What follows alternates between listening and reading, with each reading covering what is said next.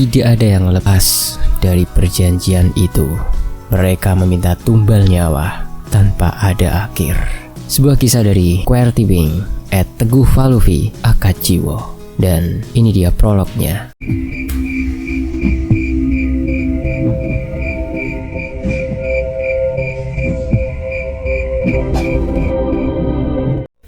Dalam sebuah pertanyaan garis takdir yang selalu menjadi misteri, sudah dipersiapkan jawaban oleh Sang Pencipta kehidupan lengkap dengan isinya.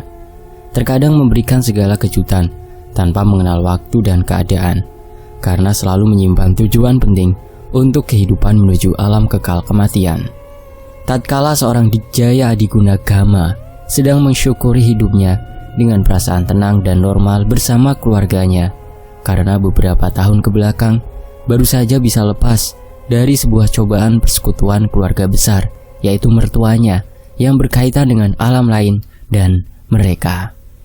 Terdengar kabar penting dari kampung Sakalananggor yang membuat Ki Dudui, kakeknya Gama, teramat sangat cemas, karena dari kampung tersebutlah tidak jauh terdapat sebuah rawa tiwas yang mana buyut Gama, Ki Adiguna Rusdi Langsamana berasal.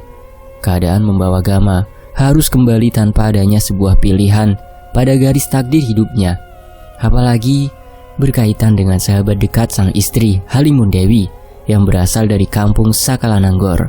Perlahan Gama dan Budi mengetahui apa yang menjadi kecemasan Ki Dudui pada rawa tiwas dan Talaga Cindek. Apalagi para lelembut yang berada di Leweng Awikolot atau hutan Awikolot sana kembali dihidupkan oleh seseorang yang sudah melakukan akad jiwa untuk meminta segala keinginannya agar dikabulkan. Setelah banyak nyawa ditumbalkan dari mulai binatang sampai nyawa manusia, walaupun pada kenyataannya waktu itu ada napak tilas Ki Langsamana yang telah mematikan dan menenggelamkan lelembut di Leweng Awikolot dan rawa tiwas agar hal tersebut tidak terulang, karena akan mengundang malapetaka dari Talaga Mayit. Selain itu, menyelesaikan sebuah tanggung jawab dalam hidup, Gama perlahan mengetahui masa lalu sang buyut yang telah banyak mewariskan segalanya juga harus menjadi saksi bagaimana butanya seorang manusia pada harta dengan menghalalkan segala cara, bahkan menduakan Tuhannya. Gama harus mengesampingkan rasa nyaman dan aman dalam hidupnya, apalagi berbagai ancaman datang pada Halimun Dewi juga keluarganya, membuatnya harus berurusan dengan mereka yang memberikan segala misteri di luar nalar manusia, meminta bayaran yang setimpal berupa nyawa. Tidak ada yang bisa benar-benar terlepas dari perjanjian itu. Mereka meminta tumbal nyawa tanpa ada akhir seperti dahulu kala. Mungkin selanjutnya, nyawa salah satu di antara keluarga besar kita. Akad dan pernikahan dengan alam mereka membangunkan apa yang telah lama mati di Talaga Mayit. Demikianlah prolog dari Akad Jiwa. Dan bismillah, assalamualaikum, selamat datang kembali di Fakta Sejarah. Masih dari Mas Teguh Falufi @QWERTY. Buat teman-teman yang pengen mengetahui kisah dari Halimun Dewi dan Gama sebelum menikah, teman-teman bisa masuk ke link di deskripsi ya, atau nanti di pojok layar kanan atas. Itu ada kaitannya di judul Sekutu ya. Dan setelah Sekutu, masuk ke Leweng Sasar. Setelah Leweng Sasar, masuk ke Kampung Jabang Mayit. Dan yang sedang saya bacakan ini insya Allah semoga sampai hatam ya, itu Akad Jiwa. Dan ini insya Allah akan langsung berlanjut sampai ke Leweng Sarebu, di mana nanti Gama dan Budi sepertinya bisa ketemu sama Panjul dan Danan ya. Ya, nantikan saja, semoga saya bisa lancar membacakannya. Dan ini dia selengkapnya Akad Jiwa di Fakta Sejarah bagian pertama. Ini akan panjang sekali teman-teman, seperti di Kampung Jabang Mayit. Panjangnya sebegitulah ya. Dan sebelum saya melanjutkannya, mari kita berdoa bersama-sama. A'udzubillahi Bismillahirrahmanirrahim. Wa wassamil alim. Allahumma sholli ala sayyidina Muhammad sallallahu alaihi wasallam. Ini dia selengkapnya Akad Jiwa.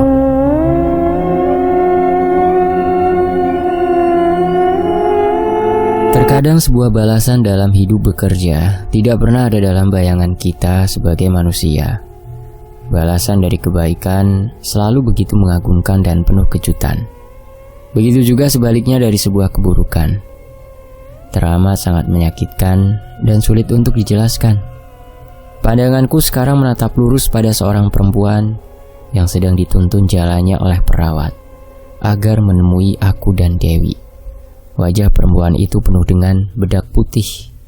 Rambut lurusnya sudah sangat berantakan dengan memegang boneka bayi yang sedang diayun-ayunkannya. Persis sekali seperti anak kecil tingkahnya. "Itu Teh Lasmi, ayo Gam," ucap Halimun Dewi istriku yang selalu meneteskan air matanya. Teh Lasmi ya, yang ada di Sekutu kisahnya. Linknya ada di deskripsi ya buat teman-teman yang belum nyimak. Ketika menjenguk dan melihat kondisi kakak kandungnya itu yang sedang melakukan perawatan di salah satu rumah sakit jiwa di kota ini, Halimun Dewi selalu meneteskan air matanya. Aku langsung mengikuti langkah Dewi sambil memperhatikan sekitar ruang jenguk pasien yang mempunyai penyakit gangguan jiwa termasuk Teh Lasmi. Setelah ditinggalkan oleh sebuah kematian suaminya dan Pak Suganda, bapaknya, 2 tahun ke belakang. Setelah keluar dari masalah besar keluarga mertuaku dengan sebuah persekutuan, dan sekarang mungkin Teh Lasmi sedang menerima balasan yang setimpal atas kejadian tersebut. Walaupun itu hanya dari pemikiranku sebagai manusia, tidak bisa melebihi kuasa Maha Pencipta. Namun setiap kali ikut menjenguk Teh Lasmi, selalu terdapat rasa iba dalam hati nurani yang aku rasakan tanpa bisa berbuat apapun. "Ayo," ucap Dewi sambil menarik tanganku agar berjalan lebih cepat ke arah Teh Lasmi. Walaupun biasanya memang tanpa ada percakapan sama sekali dan lebih pada berbicara panjang dengan perawat, hal itu sudah cukup membuat ikatan batin seorang adik dan kakak terpenuhi. Itulah yang selalu aku lihat dan rasakan antara Dewi dan Teh Lasmi. "Gam, sudah hampir 2 tahun, kondisinya tidak pernah ada peningkatan. Apa tidak ada cara lainnya?" ucap Dewi perlahan sambil memegang erat tanganku karena mulai terlihat putus asa akan perkembangan Teh Lasmi. "Wi, sudah berapa kali aku jelaskan?" jawabku sambil melihat mata Dewi, berusaha meyakinkan ucapanku kali ini. Karena sudah beberapa kali aku menjelaskan bahwasanya tidak semua hal bisa aku lakukan dan mempunyai banyak batasan juga pertimbangan. "Iya sih, memang sudah urusan medis ini. Tapi lihat Teh Lasmi, kasihan Gam," ucap Dewi memelas. Teh Lasmi hanya terus-menerus memainkan boneka yang dipegangnya itu tanpa memperdulikan keberadaan aku dan Dewi. Tingkahnya persis seperti anak kecil di usianya yang sudah tidak muda lagi. "Tumben ya Gam, lihat Teh Lasmi tersenyum begitu ke arah kita," ucap Dewi tiba-tiba ketika perawat merapihkan rambut panjang Teh Lasmi. Karena tiba-tiba sengaja makin diberantakan secara kasar, bahkan sampai menjambak kencang rambutnya sendiri. "Aneh, tidak biasanya," ucapku dalam hati. Walaupun senyuman Teh Lasmi kali ini benar-benar terlihat berbeda dari biasanya. "Lama-lama jadi serem Gam, lihat matanya malah begitu," bisik Dewi pelan memperhatikan ke arah Teh Lasmi. "Sudah 2 malam terakhir Ibu Lasmi selalu teriak nama Bapak," ucap perawat sambil melihat ke arahku lalu memberikan catatan perkembangan Teh Lasmi pada Dewi. Membuat aku langsung terkaget. Apalagi pandangan Teh Lasmi kini semakin tajam ke arah Dewi. Lalu tiba-tiba tersenyum kembali. "Bukannya sering ya Bu manggil nama aku juga atau Ibu bahkan Teh Anggit?" sahut Dewi. "Iya benar juga Bu, tapi baru kali ini panggil nama Pak Gama. Walaupun memang kondisinya sudah seperti itu sejak pertama kali datang ke sini juga," jawab perawat sambil menjelaskan banyak hal kepada Dewi. Karena sampai hari ini Teh Anggit kakaknya dan Ibu Mulyani belum mempunyai keberanian datang menjenguk karena merasa tidak tega melihat kondisi Teh Lasmi. Dan hal itu hak mereka, walaupun sudah aku berikan penjelasan yang masuk akal. Terlihat juga Dewi beberapa kali menatap handphone dengan wajah yang cemas, seperti sedang membaca sebuah pesan masuk, namun dengan cepat dimasukkan ke dalam tas yang dipegangnya itu. Walaupun hal itu di luar kebiasaan Dewi dan aku menganggapnya urusan toko saja. Setelah waktu menjenguk dirasa Dewi cukup dan telah membereskan segala administrasi, aku masih melihat Teh Lasmi yang sekarang tertunduk melihat boneka. Namun tiba-tiba malah kembali tersenyum sambil tangannya menunjuk tepat ke arahku tanpa disadari oleh Dewi. Setelah menghampiri Teh Lasmi dan mengelus-elus rambutnya, walaupun tidak biasanya, kini tangan Dewi ditepis dengan kencang oleh Teh Lasmi. Beruntungnya langsung dibantu oleh perawat. "Hati-hati," bisik seorang laki-laki tua sambil berjalan perlahan, yang biasa aku lihat membersihkan halaman depan rumah sakit. Ketika berpapasan denganku, membuatku langsung melihat ke arahnya. Walaupun dari posisi belakang, kepala laki-laki tua itu terus menganggukkan kepalanya berkali-kali. Kejadian dari tingkah Teh Lasmi cukup menghadirkan hal buruk dari pikiranku saat ini. Apalagi ditambah ucapan dari laki-laki tua yang aku takutkan berkaitan dengan pertanda masa lalu. Walaupun aku dan kakekku, Ki Dudui, juga Budi, bahkan Mang Idim, merasa bahwa semuanya sudah selesai pada waktu itu. Aneh gak sih Gam barusan tingkah Teh Lasmi? Tidak seperti 2 minggu belakang ya, ketika kita jenguk, ucap Dewi sambil berjalan ke arah di mana mobil terparkir. Lagi-lagi Dewi melihat ke handphonenya, namun kini tidak dimasukkan kembali ke dalam tas. Bahwa Dewi tidak menyadari kejadian laki-laki tua barusan yang berbisik ke arahku itu. Aku tidak paham Wi urusan medis seperti itu. Makanya dulu ibu kamu di rumah menyarankan dibawa ke tempat ini. Mereka lebih paham dan mempunyai ilmunya. Mudah-mudahan itu bagian dari perkembangannya saja, jawabku berusaha menenangkan Dewi. Walaupun perasaanku sebaliknya sedang merasakan sebuah kejanggalan yang datang begitu saja tanpa alasan. Bahkan ketika sudah berada di dalam mobil, dalam perjalanan menuju toko sore ini, langit perlahan sudah akan berganti warna dengan kuning keemasan. Namun, Dewi masih saja sibuk melihat handphone, membaca sebuah pesan, walaupun hanya memandangnya tanpa membalasnya, karena aku bisa melihatnya dengan jelas dari arah samping. Kayaknya aku langsung antar saja Wi bahan makanan sama rokok buat kakek Dudu ya. Toko juga hari ini aman terkendali kan Wi? Ucapku berusaha memecah keheningan di dalam mobil. Dewi tidak berkata apapun, hanya menganggukkan kepalanya saja, sambil menatap kosong ke arah jalan, seperti memikirkan sesuatu dalam isi kepalanya. Sementara itu, dari tadi lihat handphone terus. Aku tanya soal bahan makanan untuk kakek Dudi sama toko juga nggak dijawab. Ucapku perlahan, karena tidak terasa sebuah toko bangunan cukup besar yang dulunya dikelola oleh Teh Lasmi kini berpindah tangan kepada Dewi. Sementara urusan usaha peninggalan almarhum Pak Suganda dikelola oleh Teh Anggit, kakaknya Dewi. Tuh kan bener, sudah di depan toko Gam, jawab Dewi kebingungan. Lah, emang siapa Wi? Ini sudah mau sore juga, yang mau beli bukan? Apa pengen diantar sore ini juga? Ada Mang Ade ini belum pulang tuh, jawabku semakin mendekat ke arah toko dan sudah terparkir sebuah mobil yang sangat mewah tepat di depan toko. Mungkin satu-satunya mobil mewah yang pernah datang ke toko bangunan yang terletak di kecamatan ini. Bukan Gama, jawab Dewi semakin terlihat cemas. Aku melihat seorang perempuan seumuran Dewi dan seorang lelaki jauh lebih tua dariku sudah berdiri di depan toko bangunan, ditemani Mang Ade yang sekarang mengurus toko untuk membantu dan meringankan pekerjaan Dewi. Apa tamu ya? Sudah janjian ya sama kamu Wi? Tanyaku sambil memarkirkan mobil tepat di depan toko. Membuat Mang Ade langsung berdiri dari duduknya karena menyadari kedatangan aku dan Dewi. Itu Aldariani sama suaminya Gam, teman dekat waktu kuliah. Rina juga kenal dekat, sahabatan gitu, jawab Dewi sambil membuka pintu mobil dan berjalan menghampiri Alda. Apa kecemasan Dewi pada sahabatnya itu? Ucapku dalam hati. Sementara aku butuh waktu untuk memutar ingatan beberapa tahun ke belakang. Apalagi bukan waktu yang sebentar. Namun, setelah beberapa saat baru ingat, walaupun wajah Alda sebenarnya tidak terlalu asing bagiku. Gam, ini suamiku. Pasti baru pertama ketemu. Kita pas nikahan kamu sama Dewi lagi hidup di luar kota dan baru tinggal menetap bareng ibu, ucap Alda sambil bersalaman denganku. Ito Kang? Iya Kang, silakan. Mending di dalam saja, tidak enak ngobrol di luar begini, jawabku berusaha tenang. Walaupun ketika bersalaman dengan Alda, ada perasaan lain yang aku rasakan. Apalagi kejadian di rumah sakit barusan belum bisa aku lupakan begitu saja. Aku ajak Alda ke rumah aja ya Gam.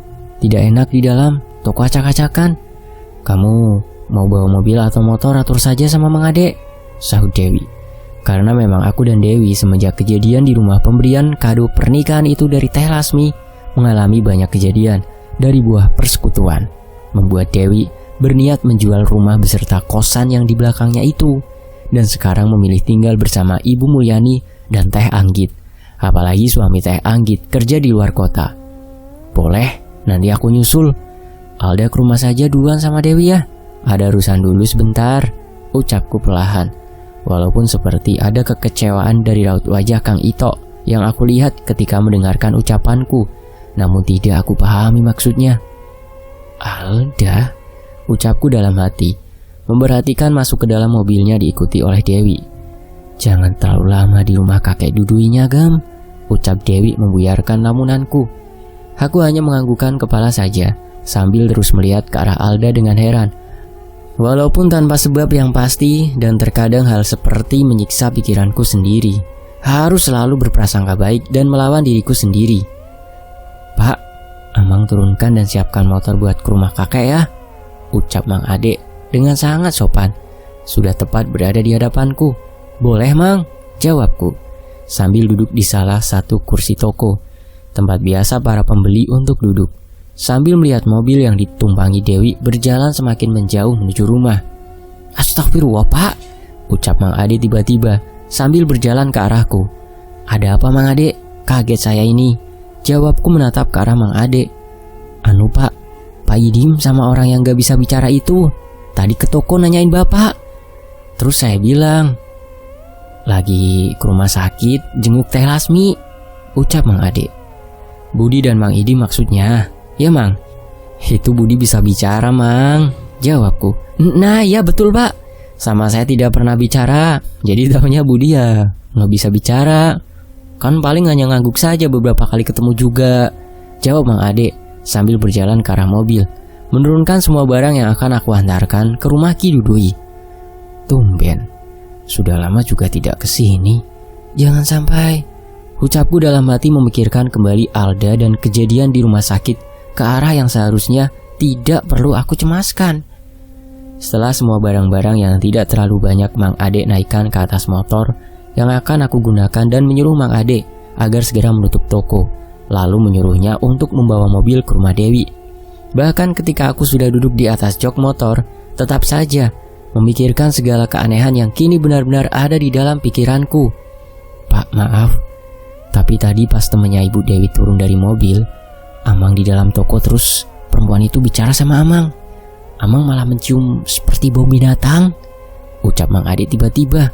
Bau binatang? Hah? Masa bau binatang? Apa nggak lihat mobilnya bagus gitu? Amang kali belum mandi tuh seharian habis kerja, jawabku sambil bercanda. Walaupun aku sepintas mencium bau yang Mang Ade katakan barusan, namun tidak mau menjadi Mang Ade berpikiran ke hal yang tidak-tidak pada Alda dan Kang Ito.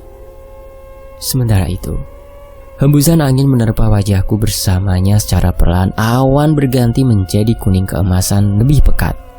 Sebuah pertanda kepastian bahwa sore akan menyambut malam untuk segera tiba.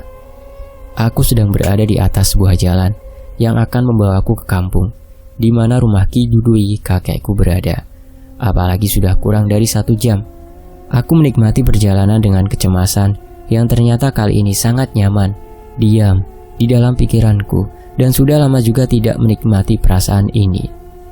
Setelah menyelesaikan sebuah masalah yang dialami Arya, temanku, di desa Rangkaspuna, tepatnya bernama Kampung Jabang Mayit, dengan segala permasalahan masa lalunya itu, dan beruntungnya garisan takdir dan pertolongan pencipta masih memberikan aku jatah untuk hidup.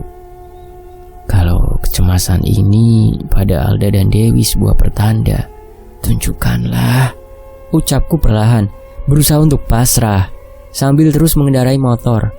Apalagi tidak akan lama sampai di kampung halaman Ki Dudui. Sebuah rumah tua sudah terlihat semakin mendekat oleh kedua mataku. Setelah menarik nafas cukup dalam dan mengeluarkan secara perlahan, aku sudah membawa beberapa barang melalui samping rumah. Walaupun aku langsung kaget karena melihat motor Mang Idim sudah terparkir rapi sekali menempel ke tembok samping rumah. Mang Idim, ucapku sambil terus berjalan menuju dapur rumah Ki Dudui dan langsung teringat pesan dari Mang Ade dan pasti bersama Budi. Walaupun hal seperti ini jarang sekali terjadi dan sudah lama juga Mang Idim tidak berkunjung ke rumah Ki Dudui. Assalamualaikum kek, ucapku di depan pintu dapur. Namun aku melihat sama sekali tidak ada orang. Membuatku mengambil semua bahan-bahan makanan yang aku bawa. Walaupun harus bolak-balik sambil mengatur nafas yang sudah ngos-ngosan, aku duduk di kursi teras dapur sambil melihat cahaya kuning keemasan itu sudah hampir berganti dengan gelapnya malam yang akan datang. Apalagi anehnya pintu dapur terkunci tidak biasanya. Oh, paling urusan kelapa saja. Mau panen? Ucapku sambil tersenyum, baru ingat kebiasaan Mang Idim sering membantu menjual hasil panen kelapa muda di kebun punya Ki Dudui. Membuatku sedikit tenang dari apa yang aku pikirkan tentang Dewi dan Alda, tamunya itu yang sekarang berada di rumah. Baru saja aku mengeluarkan handphone di dalam saku celana. Sudah masuk pesan dari Dewi. Walaupun di kampung kakek ini sinyal yang aku dapatkan hanya sedikit. Gama, cepat pulang ya, aku tunggu Gam, isi pesan dari Dewi. Walaupun ketika membaca pesan singkat itu membuatku langsung berdiri dan berjalan ke tempat biasa aku gunakan untuk telepon. Alhamdulillah, masuk, ucapku melihat panggilan ke nomor telepon Dewi. Sementara aku sudah berdiri tidak jauh dari teras dapur, bersebelahan dengan pohon sirsak, satu-satunya di kebun belakang.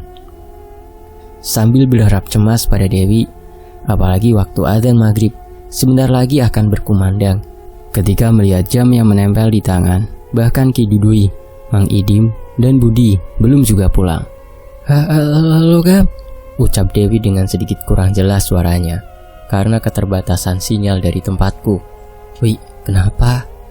Ini Ki Dudui kayaknya lagi di kebun kelapa. Ada Bang Idim sama Budi juga. Aku masih nunggu. Baik-baik saja kan kamu? Jawabku perlahan.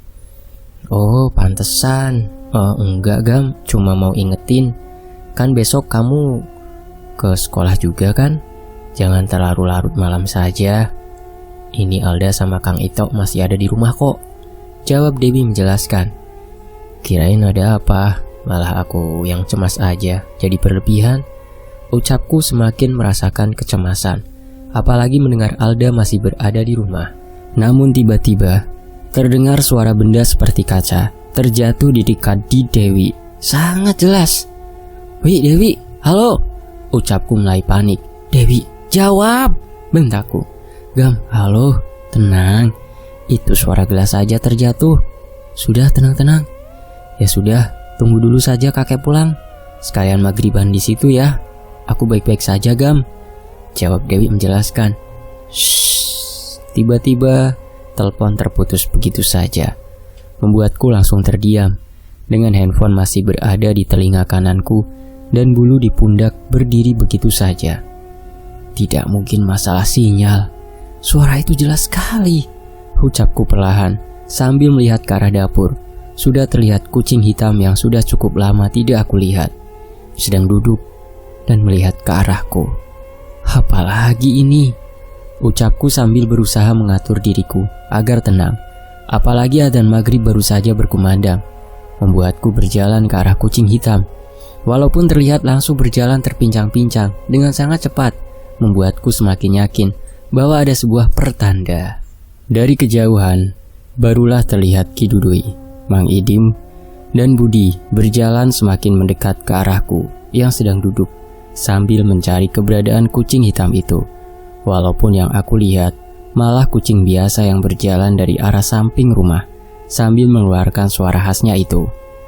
Assalamualaikum. Lama ya Gam menunggu, ucap kakek sambil mengatur nafasnya. Terlihat seperti sangat kecapean. Waalaikumsalam, lumayan kek. Biasa ini nganterin bahan makanan sama rokok, jawabku. Segera aku mencium tangannya sambil kakek menepuk pundakku berkali-kali. lalu menghampiri Mang Idim yang selalu menundukkan kepalanya sama denganku ketika bersalaman dan berusaha mencium tangannya itu. Begitu juga dengan Budi yang selalu menunduk jika bersalaman denganku. "Amang duluan ya, ikut ke kamar mandi sekalian maghriban," sahut Mang Idim. Ketika pintu dapur dibuka oleh kakek, tanpa disuruh, Budi langsung memasukkan barang-barang yang aku bawa semuanya. "Kakek habis dari mana?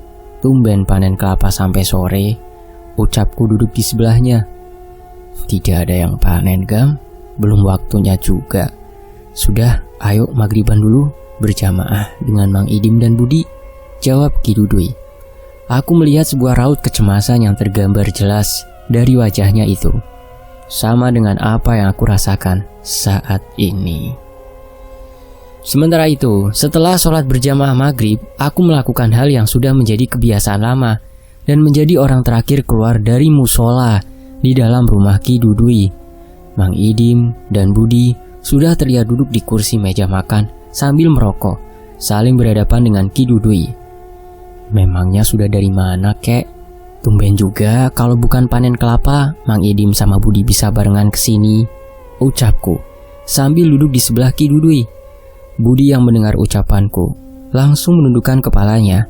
Bahkan rokok yang terjepit di jarinya itu dihisapnya sambil menundukkan kepala. Terlihat jelas rambut gondrong yang diikatnya dari belakang. "Amang padahal tadi ke toko dulu bertemu dengan Mang Ade, Gam. Makanya duluan saja dengar Gama ke rumah sakit sama Bu Dewi. Tidak tahu akan kesini juga," sahut Mang Idim.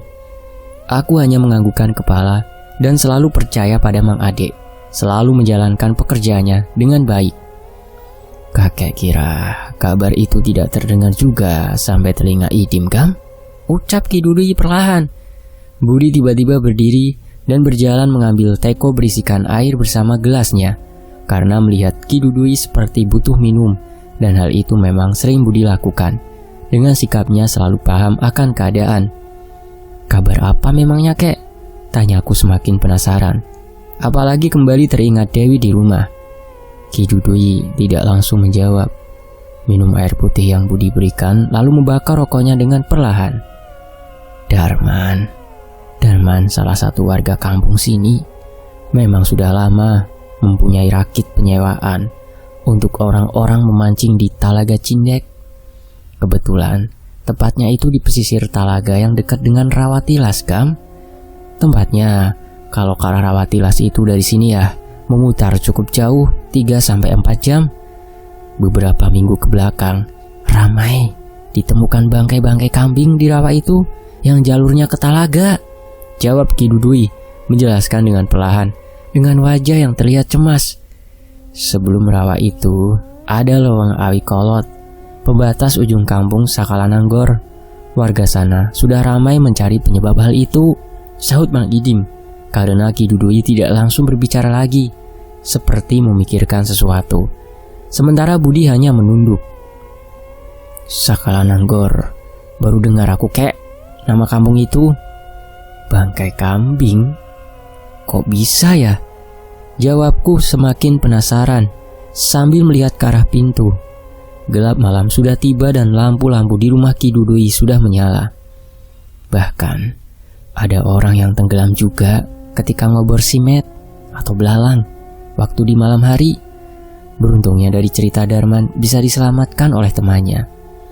Walaupun kejadiannya cukup aneh di luar nalar, membuat gempar warga kampung dan sekitaran Telaga dari arah rawa itu, ucap Ki Dudui. Aku langsung mengingat nama kampung Sakalananggor dalam pikiranku, beradu sengit dengan nama Dewi dalam bentuk kecemasan.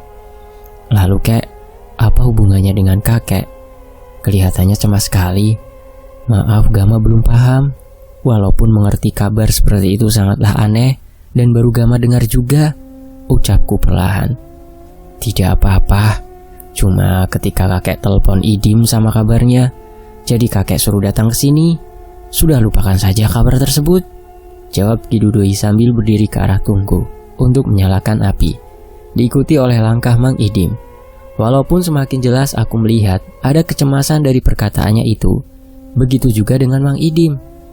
Bud, ucapku perlahan ke arah Budi, yang duduk tidak terlalu jauh dariku. Budi hanya menggelengkan kepalanya berkali-kali tanpa melihat ke arahku dan menundukkan kepalanya dengan banyak asap karena sambil merokok. Bahkan aku sangat paham dengan gerakan kepala Budi yang seperti itu.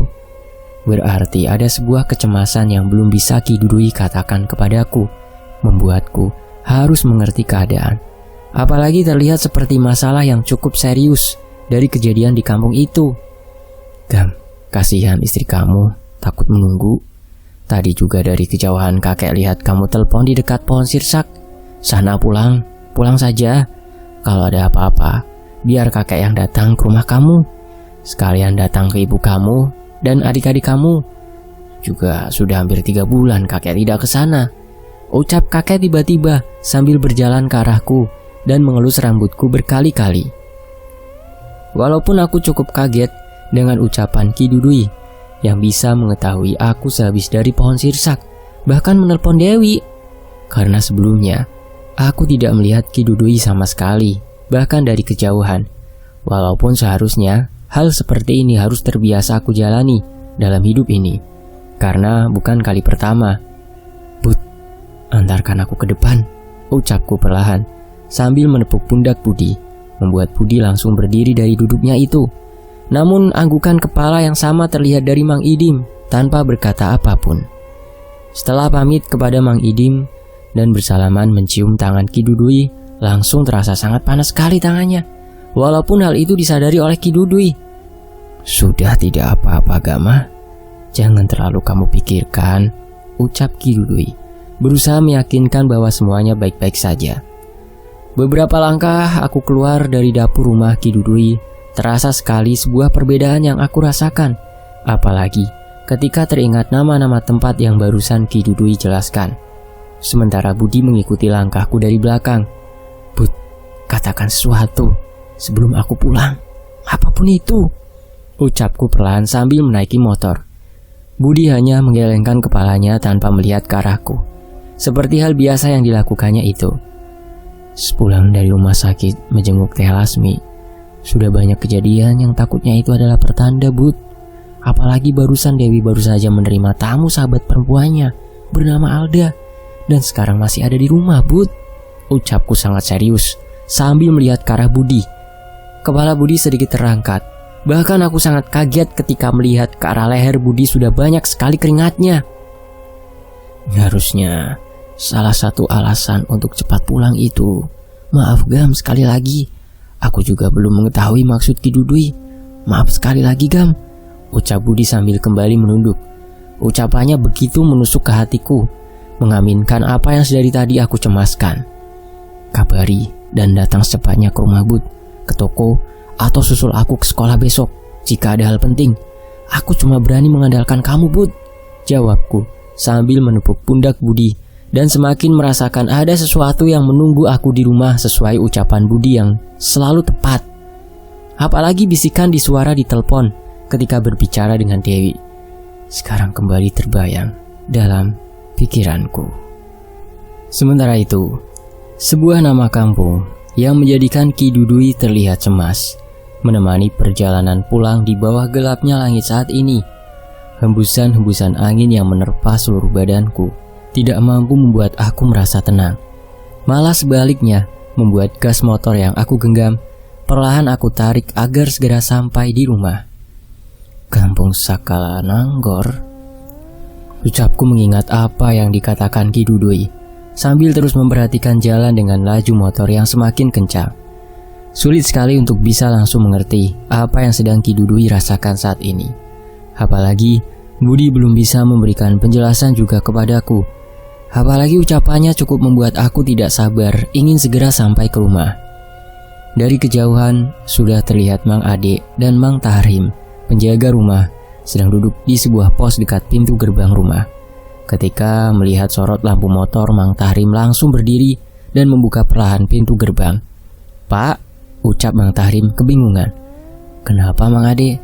Padahal Amang antar pulang, kasihan nunggu motor ya, jawabku sambil turun dari motor dan melihat ke arah parkiran mobil. Tepat di samping mobil Dewi masih terparkir mobil mewah milik Alda. Dari tadi gak bisa Amang ajak bicara, hanya diam tuh Mang Ade. Badannya penuh keringat. ucap Mang Tahrim. Bahkan tidak biasanya Mang Ade hanya terdiam saja, seperti tidak menyadari kedatanganku malam ini. Mang, kenapa Mang?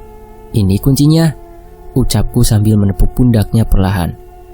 Tamu Ibu Dewi, Pak. Setelah melihat ke Amang, matanya malah aneh.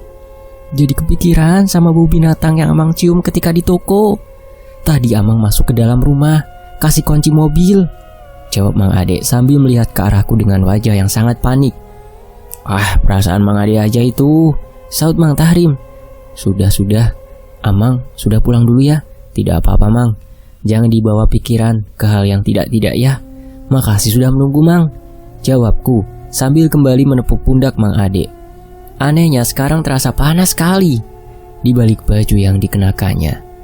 Mang Ade hanya menganggukkan kepalanya saja, tanpa mengeluarkan sepatah kata pun lagi. Sebelum sholat isya, mandi dulu itu badannya masuk angin Mang, ucapku. Tapi emang aneh sih Pak, tamu Bu Dewi, orang kaya itu. Gak tahu kenapa bawaannya menyeramkan saja, saut Mang Tahrim. Lalu berjalan ke arah pagar, menutupnya kembali setelah Mang Ade keluar. Membuat kecemasan yang sedari aku tahan sudah tidak terbendung lagi. Langkah kaki menuju rumah begitu cepat aku lakukan. Tumben ada lagi, ucapku kaget melihat ke arah kucing hitam yang sedang duduk tepat di sebelah pintu masuk rumah. Namun dengan cepat aku abaikan, walaupun kehadirannya selalu tanpa sebab dan cukup mempunyai ikatan sangat dekat dengan Dewi. Apalagi terlihat pintu rumah sudah terbuka lebar setengahnya. Assalamualaikum, ucapku, karena di ruangan tengah cuma terdapat gelas-gelas yang berjajar saja, pertanda Alda dan suaminya tadi duduk. Namun terasa aneh sekali ketika melihat ke arah sofa dan gelas-gelas itu. Waalaikumsalam, Gam, sini, lagi pada makan, jawab Dewi sambil berjalan ke arahku, langsung mencium punggung tanganku.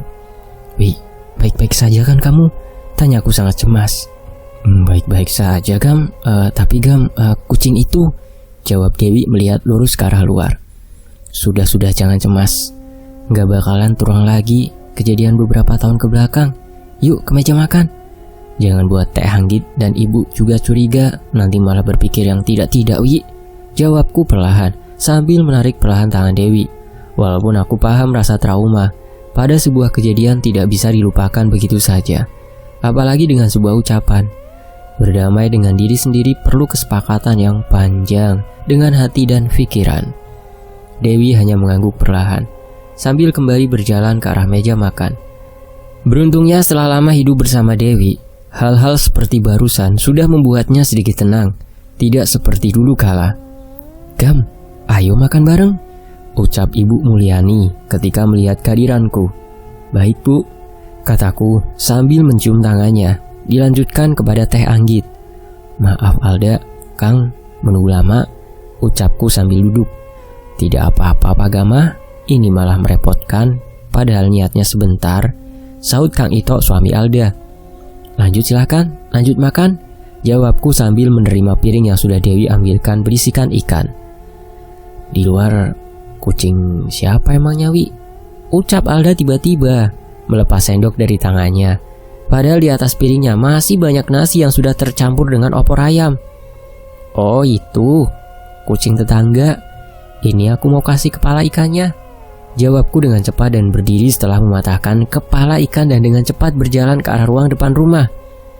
Walaupun aku cukup kaget, Alda bisa mengetahui keberadaan kucing hitam di depan rumah. Namun ketika aku berikan kepala ikan sambil berjongkok, seperti biasanya, kucing itu hanya berjalan dengan terpincang sambil menjauh dan kembali terdiam di samping halaman rumah, sambil terus matanya melihat ke arahku. Mudah-mudahan bukan jawaban atas kecemasanku, ucapku dalam hati sambil berjalan kembali masuk ke dalam rumah. Bahkan aku sangat kaget ketika tiba-tiba aku penasaran pada satu gelas yang berada di atas meja ruangan tengah. Sudah terdapat lendir-lendir, bahkan membuatku langsung mual. Lendir itu berada di dalam gelas yang sudah hampir habis airnya. Tiba-tiba terdengar suara piring yang terjatuh dari arah dapur. Persis sama dengan kejadian ketika aku menelpon Dewi sore tadi. Gam, Alda, ucap Dewi dengan panik, berjalan terburu-buru ke arahku. "Hah, kenapa?" Jawabku langsung mengikuti langkah Dewi. Ibu dan Teh Anggit sudah berdiri dari kursi, sementara Kang Ito sudah memegang tubuh Alda. Di mulut Alda sudah banyak sekali nasi, bahkan berceceran sampai ke bajunya. Apalagi memakai baju berwarna putih, membuat bekas opor ayam yang sebelumnya Alda makan terlihat jelas tumpah dengan mata yang melotot. "Tumpah," ucapku perlahan. "Maaf Agama, memang keadaan seperti ini. Kalau waktu maghrib atau sebelum isya," jawab Kang Ito dengan panik, melihat ke arahku sambil memegang tubuh Alda, melihat tajam ke arah Dewi dan aku. "Sudah, tidak apa-apa," jawab Ibu Mulyani, sementara Teh Anggit masih terlihat sangat kaget. "Saya izin pamit ya Bu Dewi, Ibu, Teteh, maaf kelakuan istri saya," sahut Kang Ito sambil memaksa Alda untuk berjalan. Suasana di meja makan menjadi tegang, apalagi melihat wajah Alda terlihat sangat menyeramkan. Beberapa kali terus menatap ke arah Dewi, membuat Dewi memegang tanganku dengan erat sambil berjalan ke arah depan rumah, mengikuti langkah Alda dan Kang Ito. "Biar Gama yang bereskan nanti meja makannya Bu," ucapku perlahan, langsung dijawab anggukan kepala Ibu Mulyani dan Teh Anggit. Anehnya, kucing hitam yang masih dalam posisi yang sama itu langsung berdiri ketika melihat Alda dan Kang Ito keluar setelah membawa tas Dewi yang terdapat di atas sofa. Beruntungnya gelas berisikan lendir tidak disadari siapapun kecuali aku. "Itu bisa Kang, apa perlu saya antar?" ucapku, karena tidak tega melihat Kang Ito memegang tubuh Alda sendirian. "Tidak apa-apa Pak Gama, sudah biasa ini. Maaf ya Bu Dewi." "Pak Gama, mudah-mudahan tujuan Alda dan saya datang ke sini bisa disampaikan kepada Pak Gama," ucap Kang Ito sambil berjalan ke arah mobil. Beruntungnya Mang Tahrim sangat paham dengan pekerjaannya dan langsung membuka pintu gerbang. Ucapan Kang Ito membuatku semakin kebingungan dengan kejadian yang sangat cepat barusan. Apalagi segala kejanggalan sudah aku lihat langsung dari tubuh Alda, yang memang benar seperti Mang Ade katakan sebelumnya tentang dia. Bahkan sangat wajar keadaannya, barusan memang sangat menyeramkan. Sementara itu terdengar suara nafas Dewi yang tidak tenang. Apalagi cengkraman tangannya semakin erat memegang tanganku saat ini. Melepas kepergian mobil mewah itu secara perlahan keluar dari halaman parkir dan melewati gerbang begitu saja. Tadi Alda lagi makan, tiba-tiba tidak memakai sendok Gam.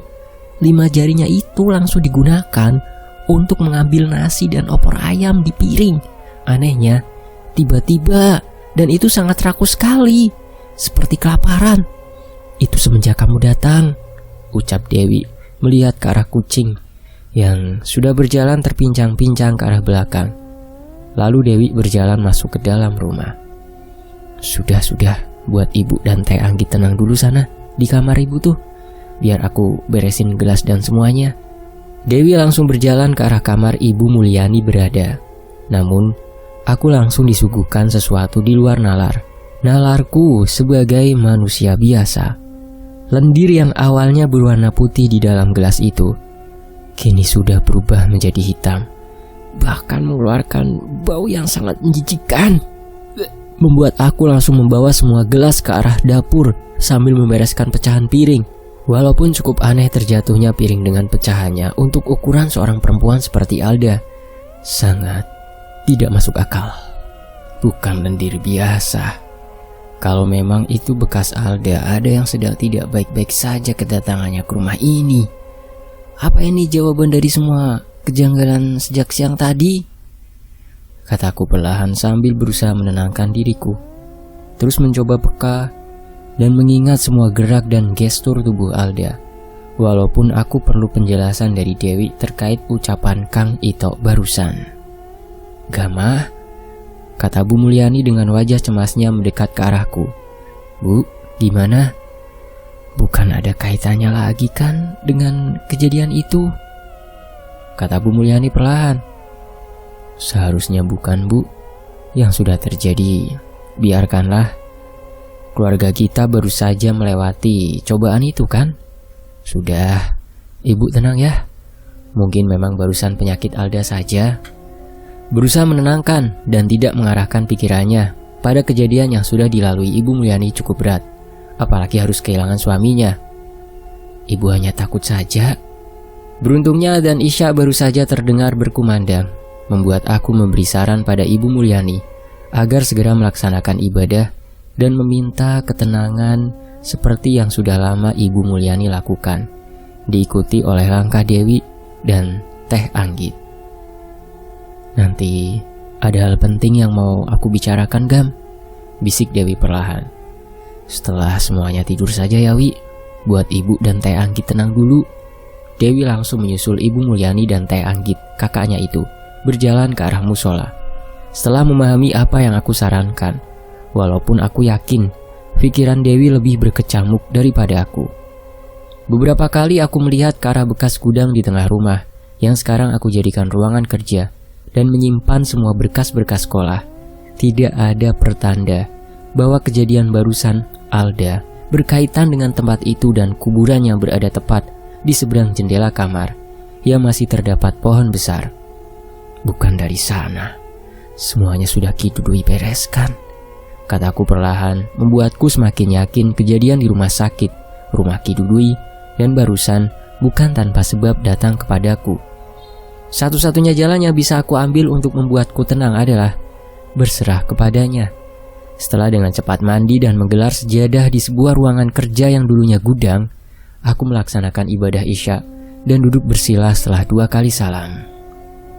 "Gam," suara Dewi terdengar dari balik pintu. Karena terbiasa, Dewi, Bu Mulyani, dan Teh Anggit tidak pernah masuk ke ruangan kerja, sekaligus yang biasa aku gunakan untuk beribadah ini. Tanpa izin dan sepengetahuanku, mereka tidak akan terbiasa masuk. "Masuk, Wi," jawabku sambil berbalik badan. "Gam, pakaian besok buat ke sekolah sudah aku siapkan di kamar. Aku tunggu di kamar, ada hal penting," ucap Dewi. Terlihat dari raut wajahnya penuh kecemasan. "Tunggu sekarang saja, Wi. Ayo," jawabku sambil berdiri dari sila. "Buat besok ke sekolah emangnya sudah kamu siapkan, Gam?" Bisa pagi setelah subuh," jawabku sambil menarik perlahan tangan Dewi agar berjalan ke kamarnya yang berdekatan bekas kamar Teh Lasmi. Setelah pintu kamar aku tutup dan melihat kamar Ibu Mulyani masih terbuka dan biasanya ditemani oleh Teh Anggit, membuatku sedikit tenang. Walaupun perempuan yang sudah menjadi istriku sejak beberapa tahun kebelakang itu sedang duduk di atas kasur sambil menunduk lesu dengan wajah yang terlihat cemas. Soal Alda dan suaminya itu, Gam, maaf aku bingung harus mulai bicaranya dari mana. Dan pasti hal ini berlawanan dengan prinsip kamu. Aku tahu betul kamu seperti apa. Apalagi, ucap Dewi perlahan. "Apalagi kamu tahu kan aku seperti apa, Wi. Pelan-pelan saja. Aku akan coba dengarkan. Setelah kejadian aneh barusan, Wi. Tapi sebelumnya aku mau tanya, Alda duduk di sebelah mana ketika di ruang tamu depan?" kataku sambil duduk bersila di bawah Dewi yang duduk di atas kasur. "Alda di tengah, Gam, bersebelahan denganku. Suaminya di dekat Alda. Kenapa emangnya? Apa gelas itu juga yang ditelepon jatuh?" Tanyaku semakin membuatku yakin bahwa gelas penuh dengan lendir yang berubah warnanya itu diminum Alda. "Iya, Alda saja katanya tidak sadar kenapa kok bisa jatuh gelasnya. Ketika aku bicara sama kamu, Gam, di telepon. Tapi Gam, ada hal yang lebih penting daripada itu." "Awalnya hal penting itu dari suara bisikan, Wi," jawabku dalam hati, mencoba memahami Dewi terlebih dahulu. Dewi malah melihat ke arah handphone yang baru saja berbunyi dering panggilan masuk. Lalu diperlihatkan ke arahku sebuah nama, Alda, nama dari panggilan itu. "Angkat saja." Dewi hanya menggelengkan kepalanya saja, kemudian mengaktifkan mode silent, lalu menyimpannya tepat di sebelah handphoneku. Walaupun layarnya kembali menyala pertanda panggilan masuk itu berulang dari Alda. "Wi, takutnya kenapa-kenapa, apalagi barusan begitu. Alda kasihan itu," ucapku mulai cemas karena merasakan sesuatu yang tidak baik pada Alda dan suaminya. Dewi tidak menjawab lagi ucapanku. Tatapannya terlihat bingung sekali melihat ke arahku. "Oke, sudah biarkan. Aku mendengarkan kamu bicara. Tenang, jangan jadi beban. karena ada lain juga yang ingin aku bicarakan, Wi, terkait dengan kedatangan Alda dan apa saja yang sudah aku bicarakan dengan Ki Dudui. Sambil berdiri dan duduk di sebelah Dewi di atas kasur, aku berucap perlahan. Aku kira itu Alda, Gam, yang beberapa hari terakhir bertanya kabar lewat berbalas pesan. Setelah memang cukup lama, bahkan aku sempat bertanya juga kepada Rina. Sama Rina juga komunikasi sama Alda. Tapi yang mengirim pesan itu ternyata Kang Ito, suaminya, kata Dewi perlahan sambil melihat ke arah mataku. Sebuah tatapan kecemasan yang tergambar dari dua bola matanya itu. Lalu, Wi, aku belum paham, Wi. Terasa sekali tangan Dewi yang aku pegang sekarang perlahan menjadi panas. Lalu, tadi Kang Ito minta tolong, Gam. Sudah bawa Alda kemana-mana. Dari mulai medis, kontrol kejiwaan, sampai pakai cara lain. Namun selalu gagal pada penyakitnya, yang seperti barusan kamu lihat, Gam. Satu sisi aku merasa kasihan, satu sisinya lagi kita juga tidak tahu apa-apa. Dari mana suami Alda tahu hal itu dan kenapa datang pada kita, Wi? Tanyaku semakin penasaran. 2 tahun yang lalu, Gam, setelah masalah keluarga kita selesai, Rina dan Alda salah satu teman cerita aku. Dan mereka juga tahu bahwa yang menyelesaikannya itu ya kamu, Gam. Aku langsung terdiam, mendengarkan alasan yang Dewi katakan. Bahkan cukup masuk akal sekali. Namun sulit sekali untuk aku menerima kenyataan malam ini.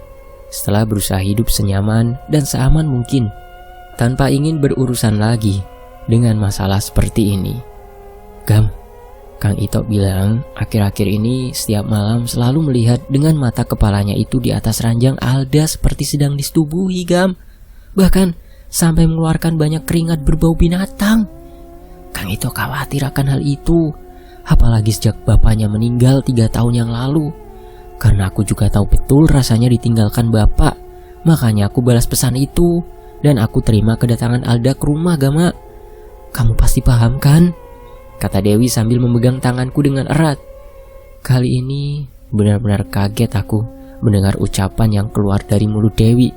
Seolah apa yang pernah Mang Ade cium baunya di toko dan kejadian barusan membenarkan semuanya yang menjadi ketakutan juga kecemasanku. Wih, serius sampai segitunya?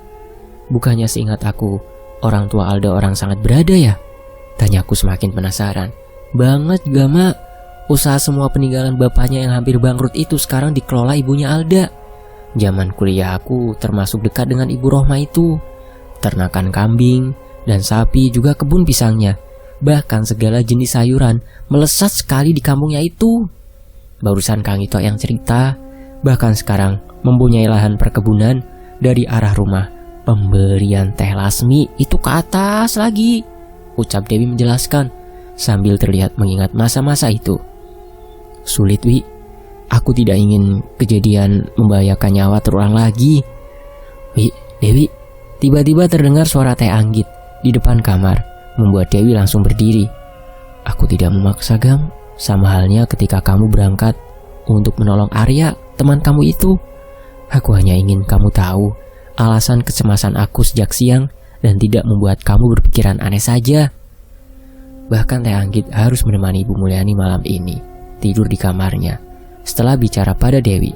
Karena aku paham betul keadaan Ibu Mulyani yang pasti langsung terbayang hal buruk setelah kedatangan Alda. Bukan begitu, Wi. Ketika Arya semuanya tidak sengaja, ucapku ketika Dewi sudah duduk kembali. Apa kedatangan Alda dan usaha suaminya itu disengaja, Gam? Mereka sudah kesulitan, Gama. Bukannya kamu pernah bilang menolong itu tidak boleh pandang bulu. Segala cobaan itu bisa jadi adalah rezeki yang kuasa berikan, agar selalu berpikiran baik. Andai Alda adalah titipan dari garis takdir hidup kamu dan aku gimana? Apa iya hati kamu tega? Jawab Dewi seolah memukul hati nuraniku sangat keras. Hatiku langsung tersentuh dalam keadaannya yang sedari tadi menolak untuk ikut campur pada masalah Alda. Bahkan aku merasa malu diingatkan oleh ucapanku sendiri melalui Dewi, istriku. Walaupun kamu tidak mau membantu, antarkan saja nanti aku datang ke rumah Alda.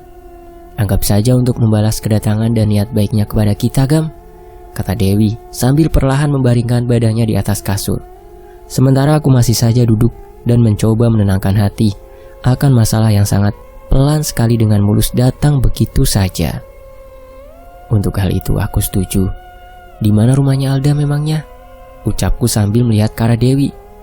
Kampung Sakalananggor, 3-4 jam dari sini, Gam. Aku masih ingat jalannya juga. Wih, serius? Sakalananggor. Bentakku tiba-tiba karena kaget mendengar nama kampung tersebut. Kaget aku ini keras sekali, Gam. Ya serius kampung itu. Masa aku bercanda sih? Dari tadi juga serius, jawab Dewi sedikit kesal. Jantungku seolah ingin lepas dari tempatnya. Nafasku yang sekarang normal seolah ingin berhenti ketika mendengar nama sebuah kampung yang Ki Dudui sebelumnya ceritakan. Tidak mungkin dan jangan sampai cerita bangkai kambing itu dari keluarga Alda atau ibunya, ucapku dalam hati.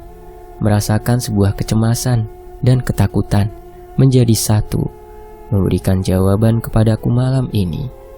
Gam, kamu baik-baik saja kan? Sudah, ayo tidur. Nanti saja ke rumah Alda akhir pekan. Jangan ganggu waktu mengajar kamu, ucap Dewi. Iya Wi, baik-baik saja ini.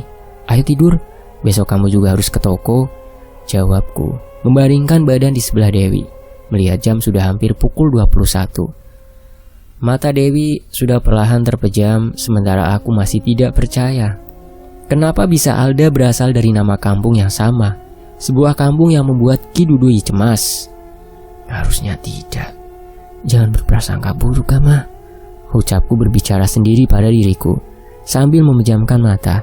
Perlahan mengingat semua ucapan Dewi, dan merasa benar bahwa kedatangan Alda dan segala permasalahannya itu pasti bukan tanpa sebab sampai ke telingaku malam ini. Besar sekali dorongan untuk aku melakukan sholat yang biasa aku lakukan ketika dini hari. Membuat aku menyiapkan niat dan ingin berdoa di waktu orang-orang sedang tertidur lelap, meminta petunjuk darinya agar langkahku selanjutnya tidak salah. Harus cepatnya Ki Dudui tahu, bahkan Budi harus mencari tahu kebenaran semua ini, ucapku dalam hati. Semakin aku menolak ikut dalam masalah Alda, perkataan itu malah semakin keluar dengan lancar dari hatiku. Mataku baru saja perlahan terbuka. Pemandangan wajah cantik Halimun Dewi yang pertama aku lihat. Bahkan aku langsung mengecup keningnya sebagai tanda syukur. Setelah banyak masalah yang dilalui bersamanya dan keluarganya ini, banyak kebahagiaan yang aku rasakan tanpa disadari datang begitu saja. Sementara itu aku melihat jam sudah pukul 1:10 dini hari, membuat aku perlahan bangun dari atas kasur, bahkan karena kemunculan kucing hitam. Membuat aku membuka lemari dan melihat gelang gengge pemberian Ki Dudui turun-temurun dari kilang samana buyut aku yang aku simpan di tempat paling aman. Walaupun cukup kaget karena posisinya bergeser, namun beruntungnya tidak mengeluarkan suaranya yang biasanya membawa pertanda keadaan semakin buruk. Tidak apa-apa, Wi. Terkadang ikhlas tidak perlu alasan. Jangan cemas, ucapku perlahan sambil membenarkan posisi rambutnya. Karena aku paham betul setelah obrolan di luar nalar sebelum Dewi tidur, setidaknya akan menjadi beban dalam pikirannya itu. Aku keluar kamar perlahan meninggalkan Dewi yang tertidur lelap. Memastikan seluruh ruangan sudah terkunci, termasuk kamar Bu Mulyani, dan melihat dari jendela ke pos yang biasa Mang Tahrim gunakan untuk beristirahat. Aman, ucapku sambil berjalan melewati dapur untuk ke arah musola belakang yang biasa aku gunakan untuk sholat malam. Bahkan tidak menyangka dari pohon besar yang terdapat kuburan bayi itu, semuanya berawal sampai aku hidup di titik sekarang. Setelah mengambil air wudhu, terasa sekali angin malam ini sangat dingin, tidak seperti biasanya. Juga bulan dengan cahayanya bisa aku lihat jelas. Namun tetap saja, pikiran tentang Alda dan nama kampung itu masih diam dan nyaman ada di dalam pikiranku saat ini. Hal itulah yang membawa aku untuk meminta pertolongan kepada pencipta kehidupan dan isinya. Dalam setiap gerakan dan bacaan sholat malam ini, perlahan aku merasakan bukan berada di dalam musola belakang rumah. Namun, sampai selesai sholat, semuanya bisa aku atasi dengan berusaha menenangkan diriku. Bulatan tasbih dengan perlahan terus tersentuh oleh jari-jariku, sambil hatiku terus mengucapkan zikir yang sebelumnya diberikan Ki Dudui kepadaku. Lalu aku amalkan. Dengan yakin, terus aku membacanya, sambil terus meminta petunjuk. Walaupun sekarang yang aku rasakan seperti bukan berada di dalam musola, seperti biasanya. Karena angin di luar malah mengeluarkan suara gesekan bambu-bambu seperti berada di sebuah leweng. Seharusnya sebuah ketenangan, kini malah sebuah ketakutan yang aku rasakan. Apalagi tidak terasa keringat sudah mengalir di tubuhku begitu saja dalam keadaan udara yang dingin di malam ini. Luweng awi kolot, ucapku sambil perlahan membuka mata, mengingat semua tempat yang Ki Dudui katakan. Membuat aku semakin merasa ketakutan datang bertubi-tubi padaku. Bahkan sekarang aku mendengar suara langkah kaki yang semakin mendekat. Gama, aku langsung berbalik badan. Teh Anggit tiba-tiba sudah berdiri, berada di belakangku. Teh, kenapa? Tumben bangun? Dewi yang aneh makan jam segini tuh, tapi gak ngejawab ketika aku tanya. Makanya rakus sekali Gam, matanya merah. Jawab Teh Anggit sangat panik. Membuat aku langsung berdiri dan mengikuti langkah Teh Anggit. Namun aku sangat kaget karena dari pojokan musola melihat kucing hitam sedang tertidur pulas begitu saja. Jangan sampai, ucapku dalam hati semakin panik. Sama halnya dengan langkah Teh Anggit yang semakin cepat. Dewi sudah duduk di tempat yang sebelumnya, ditempati oleh Alda. Anehnya Dewi sedang memakan opor ayam tanpa menggunakan sendok. Sama persis dengan kejadian Alda. Karena ingat betul makanan itu masih tersisa di dapur. Jangan bangunkan ibu, kasihan Teh, kataku perlahan mendekat ke arah Dewi yang sedang menatap tajam ke arahku sambil mengunyah makanan, kemudian dimuntahkan secara perlahan mengenai bajunya. Badanku terasa panas. Apalagi kini Dewi tersenyum menakutkan dengan mata yang semakin memerah. Tanpa berlama-lama, aku usap wajahnya, walaupun tanpa ada perlawanan dari Dewi. Hanya mulutnya saja yang bergerak seperti ingin mengatakan sesuatu. Sosok yang sama dengan Alda, ucapku dalam hati. Apalagi melihat kucing hitam sudah berdiri lurus dengan posisi Dewi di dekat dapur. Gam, gimana ini Gam? Tanya Teh Anggit sangat panik. Sakit, teriak Dewi sangat kencang sekali dengan hembusan nafasnya yang kencang. Sambil tangannya berusaha menyingkirkan tanganku yang berada di kepalanya.